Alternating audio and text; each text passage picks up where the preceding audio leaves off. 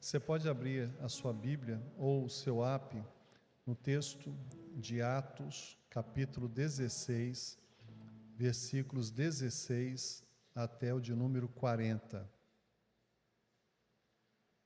Atos, capítulo de número 16, versículos 16 até o de número 40.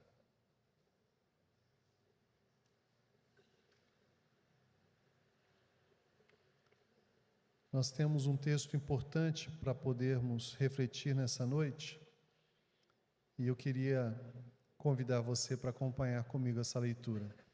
Atos 16, a partir do verso 16. Aconteceu que quando íamos ao lugar de oração, veio ao nosso encontro uma jovem que tinha um espírito adivinhador e que, adivinhando, dava grande lucro a seus senhores. Seguindo Paulo e a nós, ela gritava: "Estes homens são servos do Deus Altíssimo. Eles vos anunciam o caminho da salvação." Ela fez isso por muitos dias, mas Paulo, já aborrecido com isso, voltou-se e disse ao Espírito: "Eu te ordeno, em nome de Jesus Cristo, que saias dela." E na mesma hora ele saiu. Quando viram que a esperança do seu lucro havia desaparecido, seus senhores prenderam Paulo e Silas e os arrastaram para a praça, perante as autoridades. E apresentando-os aos magistrados, disseram: "Estes homens, que são judeus, estão perturbando a nossa cidade. Eles divulgam costumes que a nós, romanos, não é permitido acatar nem praticar." A multidão investiu contra eles, e os magistrados, rasgando-lhes as roupas, mandaram espancá-los com varas. Depois de espancá-los muito, colocaram-nos na prisão, ordenando ao carcereiro que os guardasse com segurança. Tendo recebido essa ordem, ele os colocou na prisão interna e prendeu-lhes os pés ao tronco. Por volta de meia-noite, Paulo e Silas oravam e cantavam hinos a Deus, enquanto os presos os escutavam. De repente, houve um terremoto tão intenso que os alicerces do cárcere foram abalados, e logo todas as portas se abriram, e as correntes de todos se soltaram. O carcereiro acordou e, vendo abertas as portas da prisão, sacou a espada para suicidar-se, supondo que os presos haviam fugido. Mas Paulo gritou para ele: "Não te faças nenhum mal, porque estamos todos aqui." Ele pediu luz, correu para dentro e, trêmulo, prostrou-se diante de Paulo e Silas. Levando-os para fora, disse: "Senhores, que preciso fazer para ser salvo?" Eles responderam: "Crê no Senhor Jesus, e tu e a tua casa sereis salvos." Então pregaram a palavra de Deus a ele e a todos que eram de sua casa. E, levando-os consigo naquela mesma hora da noite, lavou-lhes os ferimentos e logo foi batizado, ele e todos os seus. Então os fez subir para sua casa, pôs a mesa para eles e alegrou-se muito com toda a sua casa por haver crido em Deus. Quando amanheceu, os magistrados mandaram soldados com a seguinte ordem: "Soltai aqueles homens." E o carcereiro transmitiu a Paulo essas palavras: "Os magistrados mandaram que fosseis soltos. Agora, pois, saí e ide em paz." Mas Paulo lhes respondeu: "Sendo nós cidadãos romanos, espancaram-nos publicamente sem termos sido condenados e nos colocaram na prisão. Agora, às escondidas, mandam-nos sair? De modo nenhum. Que venham eles mesmos e nos soltem."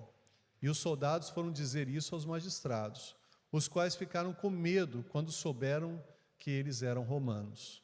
Então vieram, pediram-lhe desculpas e, levando-os para fora, suplicavam que se retirassem da cidade. Eles saíram da prisão e foram para a casa de Lídia. Ao verem os irmãos, os encorajaram e depois partiram. Quando nós olhamos esse texto, nós podemos estabelecer algumas perguntas, mas eu tenho uma em especial que, quando eu leio esse texto, eu crio em torno de um sentimento na vivência do apóstolo Paulo. E a pergunta que me vem é: por que essas coisas acontecem conosco? Por que algumas coisas acontecem comigo? Por que algumas coisas acontecem na nossa história? Muitas vezes nós fazemos essas perguntas com uma certa indignação, porque nós não concordamos com algumas coisas que acontecem conosco, porque nós não vemos lógica, nós agimos corretamente, nós fazemos tudo certinho e parece-nos que o resultado dá o contrário. Não é lógico, porque se fazemos as coisas certas, se caminhamos de forma correta, o resultado deveria ser assim. E às vezes é o oposto. E parece que as pessoas fazem tudo errado e o resultado dá certo. Por que é que essas coisas acontecem conosco? Por que se nós empregamos todos os nossos valores de vida, a verdade, a coerência, a honestidade, a nossa vivência e integridade, por que os resultados não são nesse mesmo bojo ou nessa mesma direção positiva? Por que nós sofremos?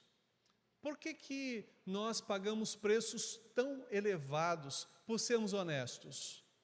Por que a vida parece ser cruel com aqueles que são sensíveis à voz de Deus? Por que as pessoas parecem nos ver como bobos e não como pessoas que também precisam ser respeitadas? Então essa pergunta mostra uma certa indignação daquilo que estamos vivendo ou que nós estamos passando. Mas a minha questão é: será que é certa essa pergunta? Será que deve ser essa a pergunta diante do que nós estamos vivendo? Até porque o olhar e a postura, a reflexão que às vezes temos é de um resultado que ainda não é conclusivo, ele é apenas parcial, mesmo que seja um resultado daquilo que nós estamos vivendo pelo que vivemos, que nós estamos colhendo pelo que plantamos. A priori é um resultado, mas ele ainda não é definitivo. Ainda há outras coisas que vão se mostrar ao seu tempo para nós e que talvez vão se mostrar coerentes e que o nosso juízo precipitado não foi capaz de abranger ou de absorver. Então, nós encontramos três coisas importantes nesse texto. Primeiro, que eles estavam vindo de uma grande vitória, porque eles estavam anunciando o Evangelho de Cristo e eles estavam levando a muitas pessoas a experiências reais, como de Lídia. Antes do versículo 16, retrata a sua conversão e o retrato também da sua família, assim como outras mulheres que tomaram uma decisão importante. Veja, toda vez que nós vivemos momentos de vitórias na nossa vida, nós temos perseguições, nós temos tentações, nós passamos por um vale de perturbações, é fato. Quando nós estamos vivendo um momento mais forte na nossa vida, em que as coisas se encaixam perfeitamente, Deus às vezes permite que nós sejamos trabalhados. Mas o inimigo, de forma muito naturalmente, vem na nossa direção para nos perturbar. Ele vem na nossa direção para poder desestabilizar, para que esse momento que nós estamos vivendo, ele tenha fim, e que nós possamos ver o outro lado.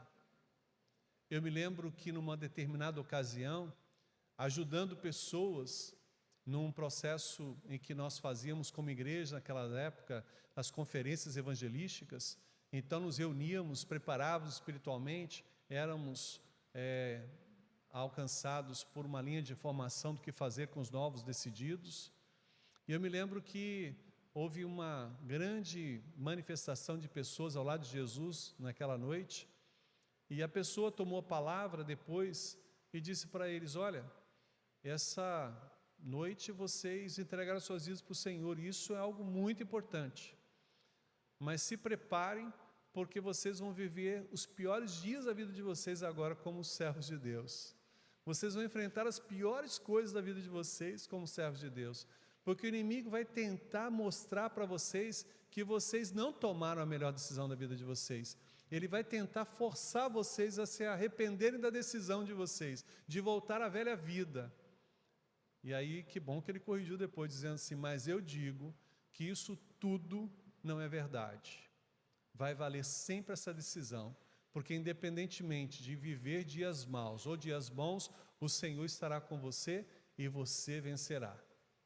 Mas é fato que muitas vezes nós vivemos dessas pressões, passamos pelas tribulações, encontramos as angústias como resultado sobre nós. Por quê? Porque decidimos buscar Deus, porque decidimos buscar mais a Deus, porque decidimos confiar mais a Deus. Esse momento que antecede ao versículo 16 é um momento de apogeu para Paulo, para Silas e para todas as pessoas à volta. Então, eles se deparam com uma questão aparentemente inofensiva.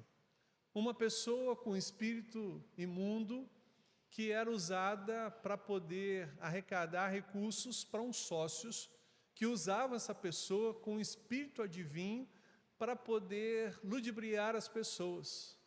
Esse espírito mau que habitava essa pessoa falava algumas coisas e as pessoas ficavam boquiabertas. E as pessoas pagavam para poder saber mais, para poder ter acesso a algumas coisas que eram de suas curiosidades.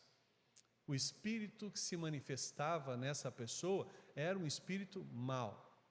Não existe, na compreensão de Hebreus capítulo 9, versículo 27, uma pessoa que já viveu entre nós e que morreu, que possa voltar aqui nesse contexto e reviver novamente, reconectar. Não existem reações de vivência pós-morte. Uma vez que a pessoa morre, ela não volta à vida de novo, a não ser movimentos que o Senhor estabeleceu sobre o seu poder.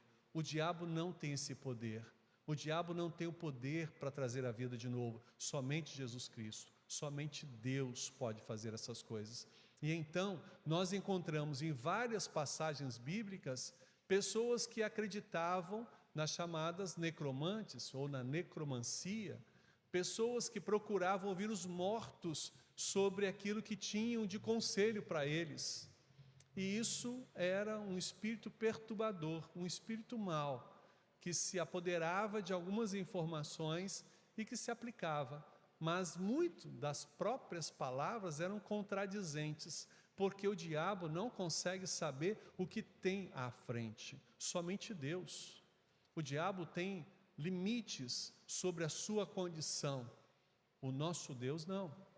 E diante disso, ele trabalha meio que especulando algumas coisas. E esse espírito que estava sobre essa jovem, sobre essa mulher, fazia isso naquela época.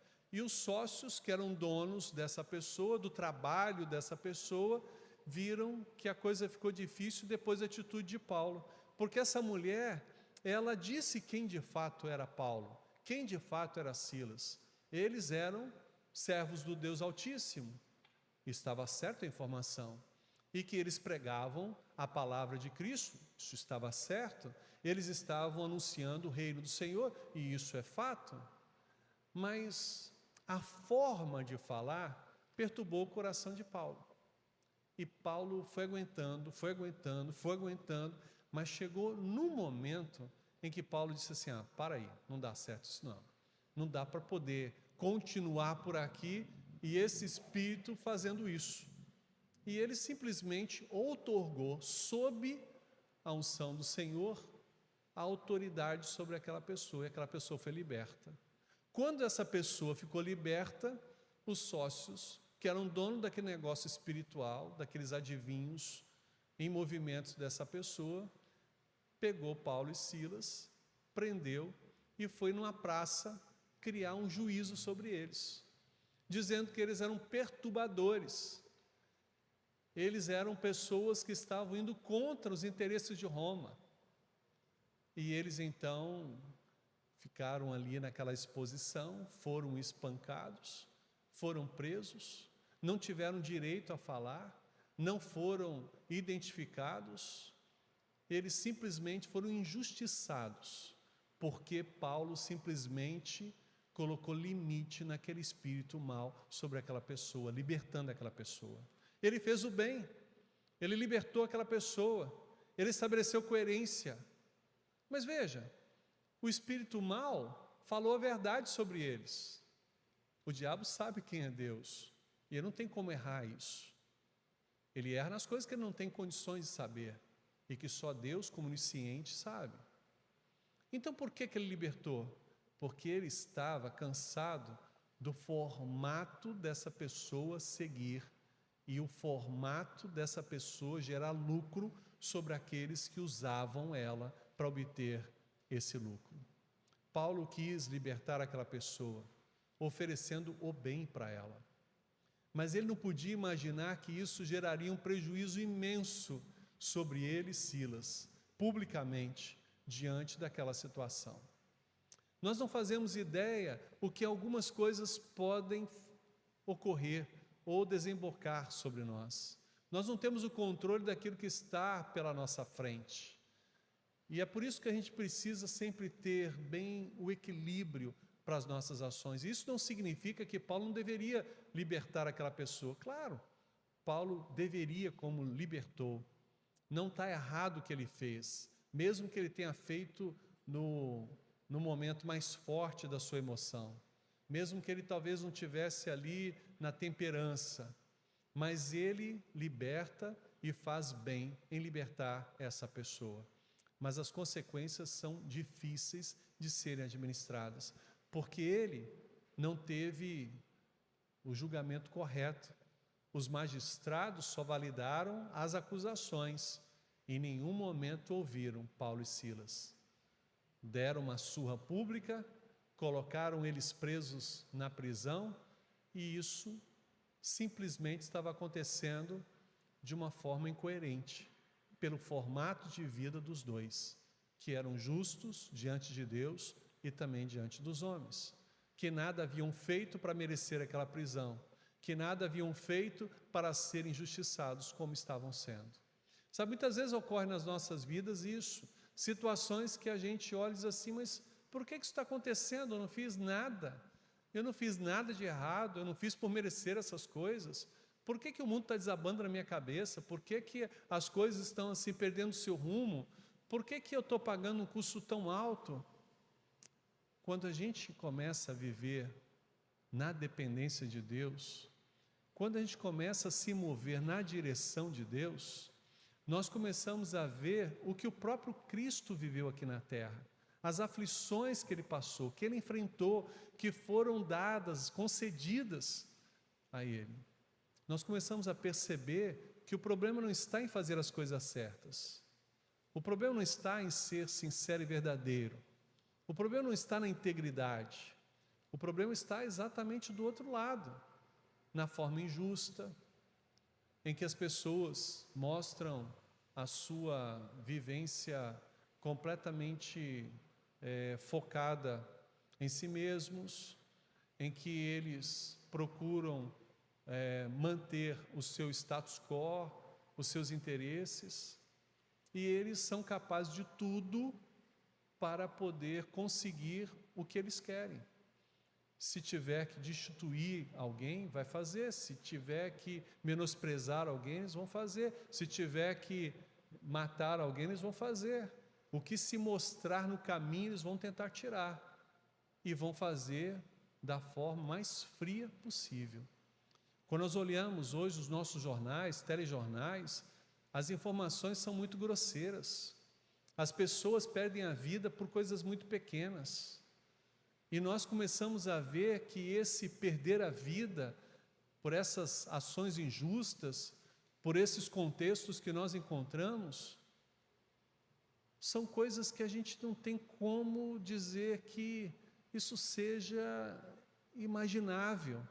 Como uma pessoa pode pensar nisso? Como uma pessoa pode fazer uma coisa dessa? Como uma pessoa pode chegar a esse ponto? Mas tudo isso retrata o quê? Retrata essa natureza humana nossa, a minha e sua, que é extremamente limitadora. Eu e você vivemos assim, postulamos assim. Talvez não em ações tão maiores, em que a gente possa limitar a vida de uma pessoa, a história de uma pessoa. Mas se a gente pudesse, a gente faria. Talvez a gente não chegue nesse ponto, mas nós andamos nessa direção. Porque se existe impedimento, a gente vai tentar tirar. E a grande questão nossa é que isso vai sendo infiltrado devagarinho e a gente nem percebe. As coisas vão tomando espaço dentro de nós, na nossa mente, no nosso coração, que a gente não percebe. Então, nós às vezes somos injustos com as pessoas. Nós às vezes não conseguimos permitir que as pessoas se defendam, porque nós não permitimos que as pessoas falem.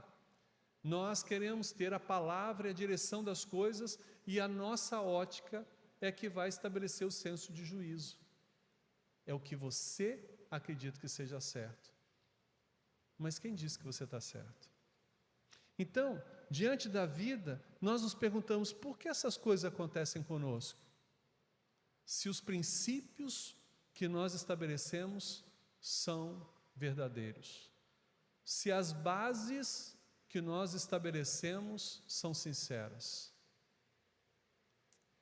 A gente precisa entender que no contexto do nosso movimento para Deus, com Deus, a realidade oposta, ela vai se estabelecer continuamente sobre nós, porque esse movimento não é, na verdade, contra mim, contra você. Mas essas hostes espirituais são contra o movimento de Deus que Ele outorga sobre o próprio mundo. Então nós não somos o alvo inicial do mal. O alvo inicial do mal é o próprio Deus, porque a referência, a direção era contra o próprio Deus. Nós estamos nesse caminho e nessa instrumentalização, e é por isso que nós sofremos esses princípios. O que o texto fala? Que eles sofreram. Mas o que acontece? Só isso? Eles passam uma noite na prisão e é só isso? Não. O que acontece na prisão? Há um terremoto, há a libertação de todos os presos, nenhum deles foge. O carcereiro fica desesperado, tenta se matar, porque é melhor ele morrer naquele momento, se matar naquele momento, do que sofrer o que ele sofreria depois. Mas ele ouve um grito de Paulo, dizendo, não te faças nenhum mal. Nós todos estamos aqui, ninguém fugiu. Você tem ainda todos nós aqui junto de você. Ele não acredita no primeiro momento nisso. Mas quando ele verifica cada um dos prisioneiros ali, a resposta dele, diante do que Paulo e Silas fizeram, naquela noite ali, foi de se render ao Senhor. Foi de se entregar ao Senhor. E naquela noite, não só ele, mas todos da sua casa têm uma experiência pessoal com Jesus. E todos são confirmados diante dessa decisão pelo batismo. E olha que coisa maravilhosa. A partir deste momento, essas pessoas começam a ter uma vida nova com Deus. Sabe, às vezes a gente, na nossa precipitação, como já disse, a gente não vê o todo que ainda está por acontecer. Então essa pergunta, às vezes, nós fazemos porque ainda nós não esperamos o todo acontecer. Por que essas coisas acontecem comigo? Porque tinham que acontecer, para que algumas outras coisas maiores também pudessem acontecer, para que outras coisas maiores pudessem desembocar, para que outras pessoas, além de nós, também pudéssemos experimentar a respeito de Deus. Então, no primeiro momento, nós vemos Lídia e mulheres se convertendo, nós vemos o inimigo tentando provocar o ponto fraco de Paulo. Paulo responde com a autoridade do Senhor, mas dentro de uma reação emocional, e frente a isso, ele e Silas são açoitados publicamente, são envergonhados publicamente, são condenados publicamente, ficam presos, passam uma noite ali, e aí o texto diz que na manhã do dia chega a notícia dos magistrados para libertar os dois.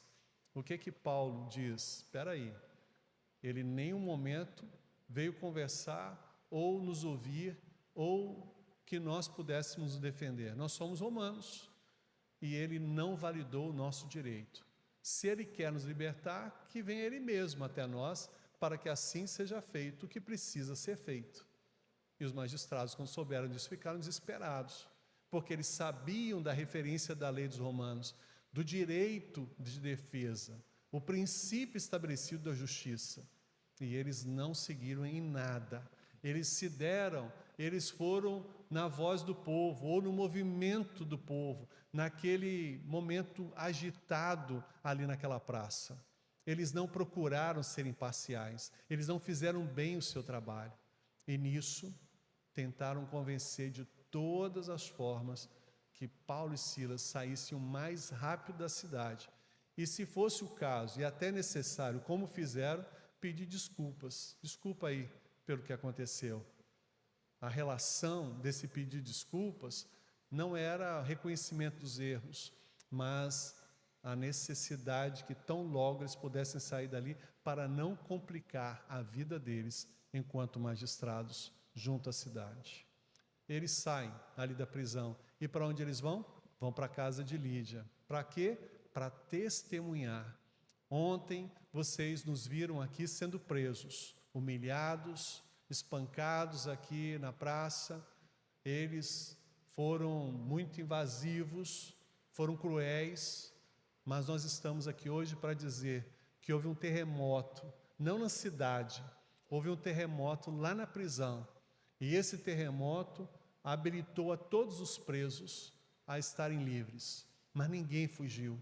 E isso mexeu o coração do carcereiro, que mexeu o coração da família do carcereiro, e todos se converteram. Ontem, Lídia, era apenas você e a sua família e algumas outras mulheres. Mas de ontem para hoje, nós temos outras pessoas mais, uma família inteira do carcereiro também, que tiveram experiências com Deus. Mas isso só foi possível porque ontem eu expulsei aquele espírito mal daquela pessoa, fui injustiçado, julgado, preso, e essas coisas aconteceram ali na prisão, porque eu estava sendo preso. Mesmo não tendo motivo, eu estava ali, naquela hora, durante aquela noite, junto com Silas, e foi por isso que Deus nos usou ali. Então, por que acontecem essas coisas? Porque tinha que acontecer, ponto? Não, porque no propósito de Deus, o Senhor tem a condução da história. No propósito de Deus, existe o tempo certo, a pessoa certa, para o fim certo. E Deus simplesmente se utiliza desses mecanismos para poder manifestar a graça dele às pessoas que precisam.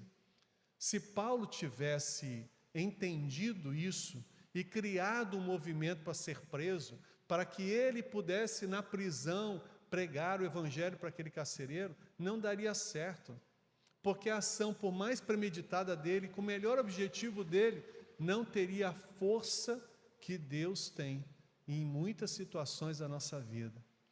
Porque olha o que Deus usou, ou permitiu ser usado, o lado emocional de Paulo, para que ele ficasse revoltado com aquele espírito mau. Sabe, às vezes Deus usa os aspectos negativos da nossa vida, as nossas fragilidades, a nossa falta de paciência, a nossa forma precipitada, às vezes o nosso jeitão grosso. Deus usa também o nosso jeito fino, ponderado, equilibrado, perseverante, a nossa inteligência. Deus usa todos os aspectos da nossa vida, tanto aqueles que nós podemos considerar bons, como aquele mais ou menos. Deus usa para que através desses mecanismos a história seja conduzida e nós possamos abençoar pessoas que estão no nosso caminho. Eu me lembro de uma história que o Rui, que era do Grupo M, contou que num determinado dia, eles vindo do norte do país, o ônibus quebrou E eles ficaram num lugar muito ermo. E de repente uma pessoa passou e viu aquele ônibus quebrado e não parou. Era um lugar que não tinha como passar muitos carros. E ele falou que ele pensou no coração: poxa, uma caminhonete dessa poderia parar aqui, poderia perguntar para nós o que estávamos precisando, poderia nos ajudar aqui, e passa direto. E ele começou a criar na cabeça dele alguns juízos daquela pessoa. Mas isso passou quando, depois de mais ou menos uma hora e pouco, volta aquela caminhonete cheia de água mineral, com biscoitos e algumas guloseimas para aquele grupo de jovens, o grupo M, e com 2 mecânicos, porque quando aquele moço passou, ele percebeu a quantidade de gente que está ali, o lugar ermo, sabia que nenhum outro carro passaria provavelmente naquele tempo, então ele já se antecipou, foi lá no comércio, comprou o que precisava para aquele grupo, foi lá na oficina, pegou os mecânicos e trouxe para ali.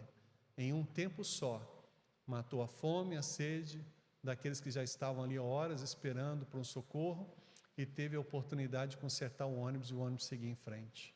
Sabe, como ele, nós às vezes ficamos revoltados, porque no nosso momento, no nosso tempo, as coisas não acontecem.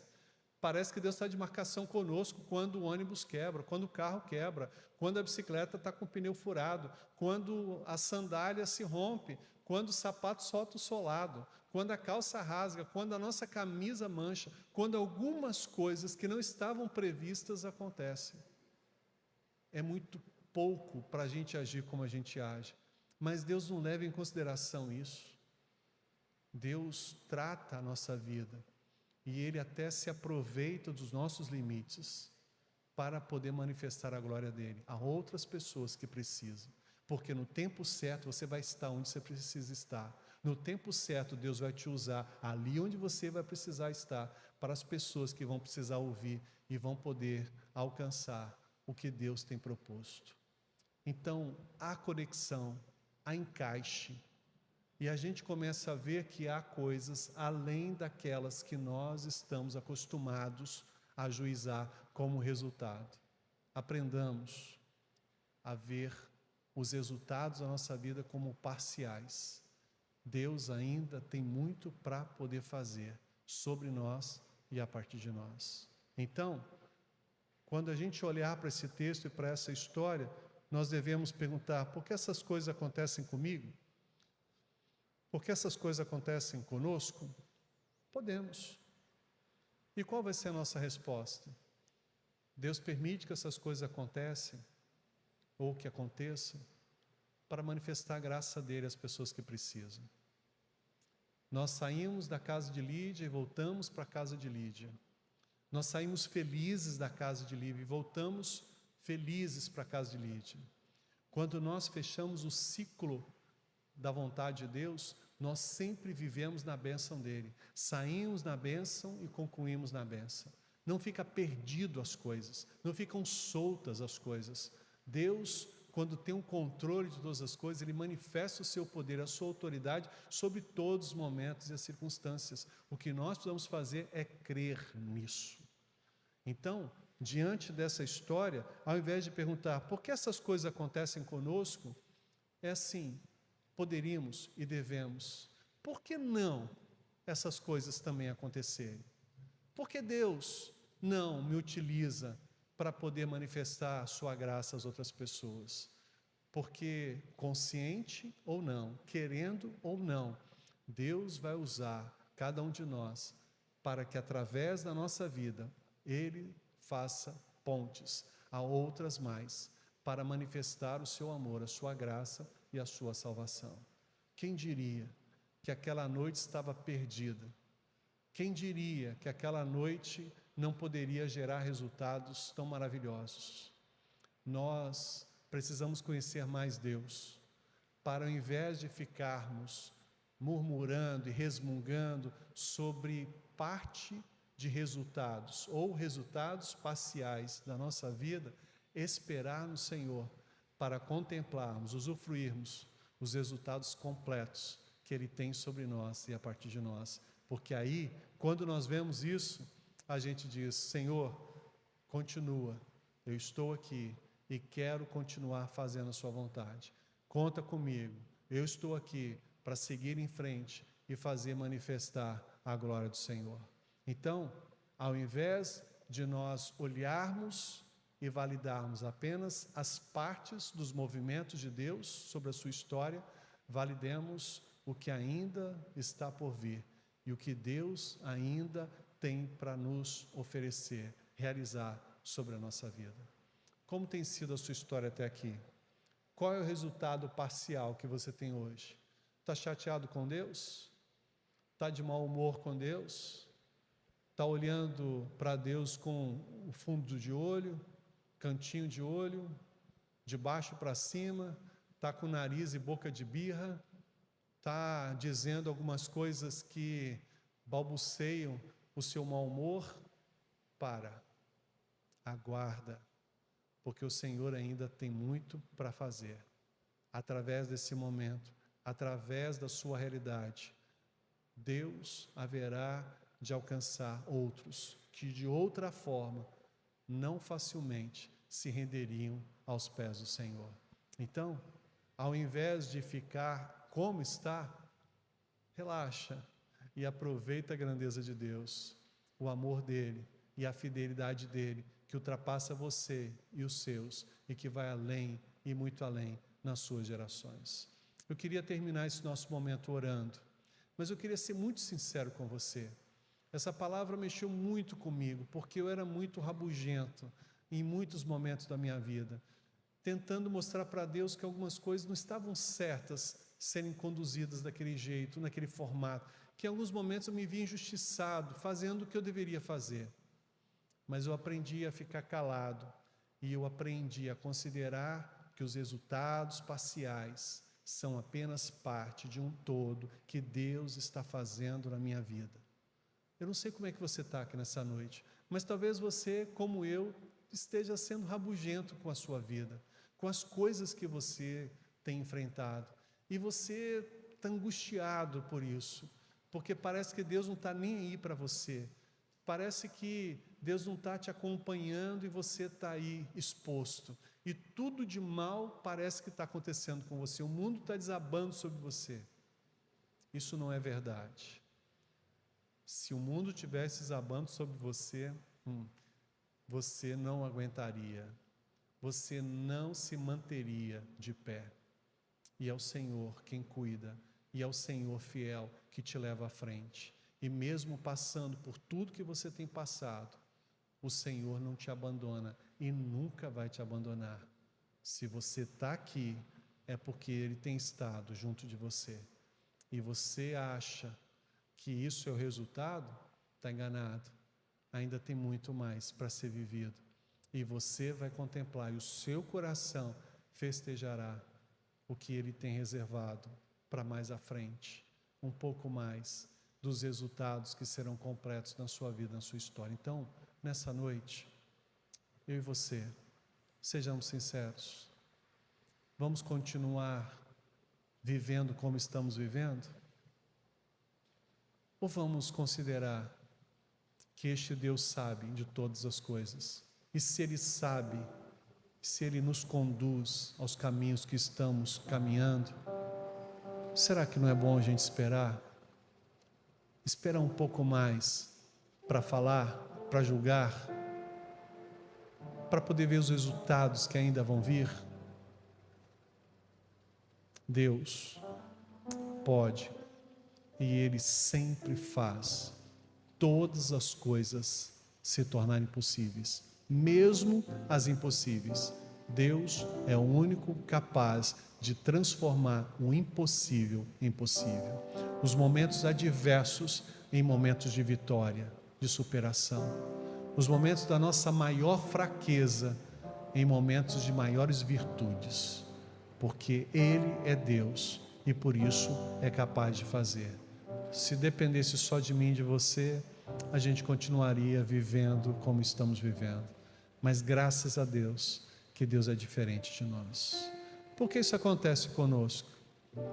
Porque Deus tem um propósito. daqui a pouco a gente vai colher os resultados disso.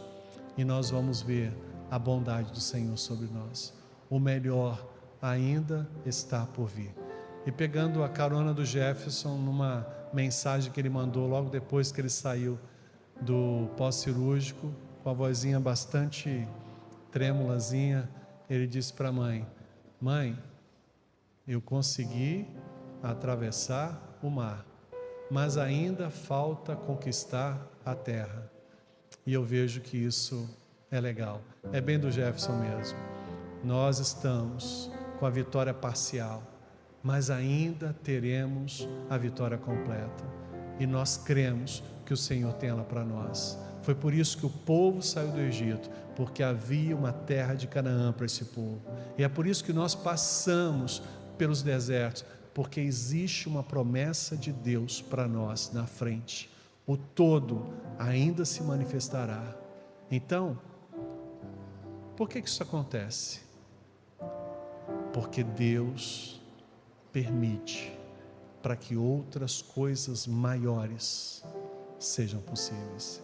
Eu quero convidar o pastor Roberto para fazer essa oração final. E eu quero desafiar você que nessa noite deseja fazer uma entrega dessas rabugices do dia a dia, desses pensamentos limitadores, desse sentimento de enfraquecimento às circunstâncias.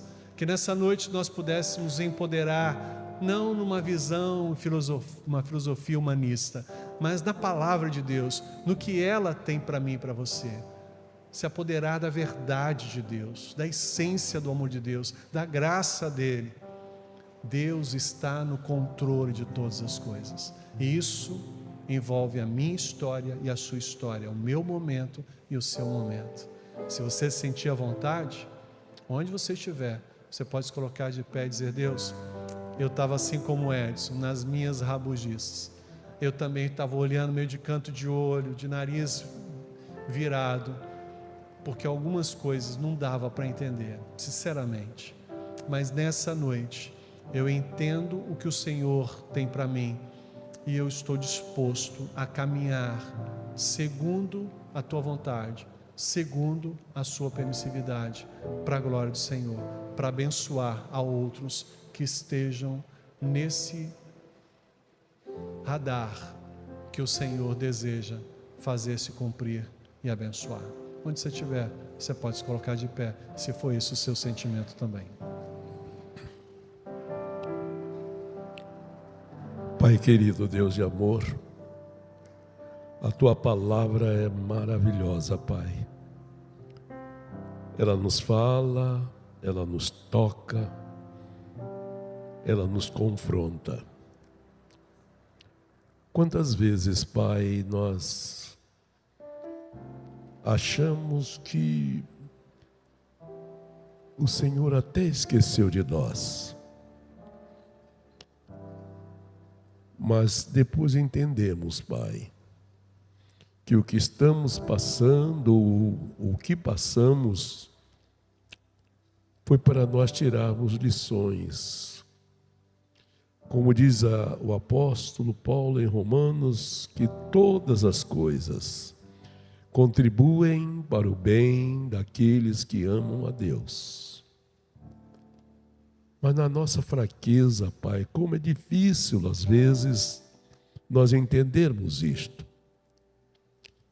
Mas nesta noite nós vimos de forma tão clara, através da Tua palavra, que às vezes momento de vergonha, como os Teus servos ali, apanhando em praça pública, mas o Senhor depois mostra um resultado extraordinário. A conversão de uma família e a conversão de muitos presos. Ensina-nos, Pai, a focarmos naqueles momentos de tristeza, naqueles momentos que nós achamos que são momentos de derrotas, a focarmos a Tua presença, o Teu poder, e sentirmos que dali possamos tirar os resultados pela tua graça, pelo teu amor. Sê conosco, que a nossa igreja, Pai, possa ser uma igreja que sinta e que veja isto na tua palavra. Muito obrigado pela vida do teu filho, que mais uma vez o Senhor usou para trazer do teu coração aos nossos corações esta palavra. E queremos, Pai, agradecer aquilo que o Senhor está fazendo na vida do teu filho Jefferson. Muito obrigado. Às vezes nós não entendemos por que uma doença vem sobre nós. Mas nós precisamos, Pai, saber que mesmo numa enfermidade, o Senhor está presente para nos abençoar. Sê conosco, Pai. Sê com cada enfermo de nossa igreja. E que esta palavra, ela frutifique em nossas vidas. Que ela não fique aqui, mas que possamos levar cada palavra que foi dita nesta noite em nossos corações, impactados, Pai, pelo teu Espírito, pelo teu poder.